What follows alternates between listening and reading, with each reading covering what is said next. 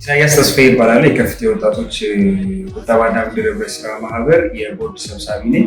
አጋር ድርጅቶቻችን የኮሚቴ አባላት፣ የቦርድ አባላት፣ የቁጥጥር ኮሚቴ አባላት እንዲሁም የዋና መስሪያ ቤት ሰራተኞች፣ በየክልሉ የምትገኙ የቅርንጫፍ ሰራተኞቻችን በሙሉ እንኳን አደረሳችሁ፣ መልካም ባህል ይሁንላችሁ እያሉ እንደሚታወቀው ተቋማችን ከፍቴ ወጣቶች የገንዘብ ቁጠባና ብድር ህብረት ስራ ማህበር በ55 ወጣቶች ተቋቁሞ አሁን ላይ ከ14,000 ወጣቶች በላይ አባላትን ይዞ እየተንቀሳቀሰ ያለ ተቋም ነው። በሁለት ዓመት ጊዜ ውስጥ ከ1,600 በላይ ወጣቶች ከ240 ሚሊዮን ብር በላይ ብድሮችን አሰራጭተን የስራ ዕድሎችን እየፈጠረን እንገኛለን። በመላው አገሪቱ የምትገኙ ወጣቶች በተለይም በ18ቱ የከፍታ ቅርንጫፍ የሚሰራባቸው ከተሞች ላይ የምትገኙ ወጣቶች የዚህ ተቋራሽ ናቸው።